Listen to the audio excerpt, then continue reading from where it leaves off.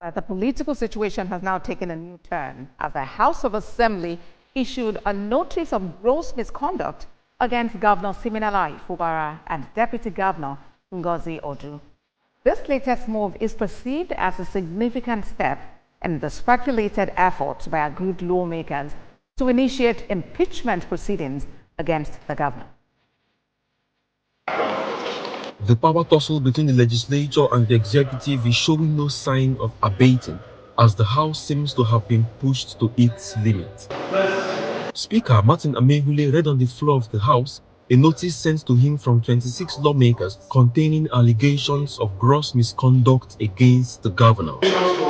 Among the listed infractions are unauthorized expenditure of state funds without an appropriation law and deliberate obstruction of the House of Assembly from executing its legislative duties.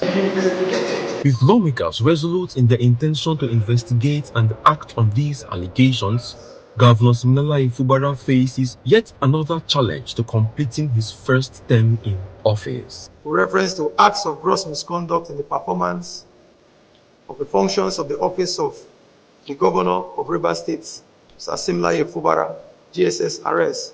Distinguished colleagues, I inform you that I received this particular document and that I have forwarded same to all members in line with Section 188 sub 3, which makes it mandatory for me to forward the document to all members, and I've sent all copies. Other indictments contain a notice of the appointment of government officials without satisfying the constitutional requirement of screening and confirmation by the House of Assembly.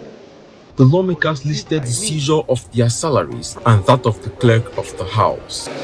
They resolved to convey the notices to the government house through the media due to a breakdown in communication between both arms of government. This House has therefore resolved that the clerk will publish in at least 3 national dailies the notice of allegations of gross misconduct brought pursuant to Section 188 of the Constitution of the Federal Republic of Nigeria as amended 1999 in reference to acts of gross misconduct in the performance of the functions of the office of the governor by His Excellency Siminalayi Fubara, GSS-RS, Governor of Rivers State. In a related development, the House, through a unanimous resolution, petitioned the Economic and Financial Crimes Commission to investigate the Secretary to the State Government, Tami Danagogo, over allegations of unauthorized spending of state funds. In a swift reaction, Governor Siminalayi Fubara has accused the House of Assembly of frustrating his effort to implement the judgment of the Supreme Court. The Commissioner for Information, who spoke on behalf of the governor, described as false the narrative that the governor has refused to present the 2025 appropriation bill before the House.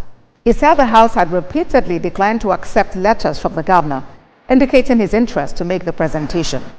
The Commissioner said the lawmakers' motive is to justify their desperate attempt to impeach the governor for selfish political reasons.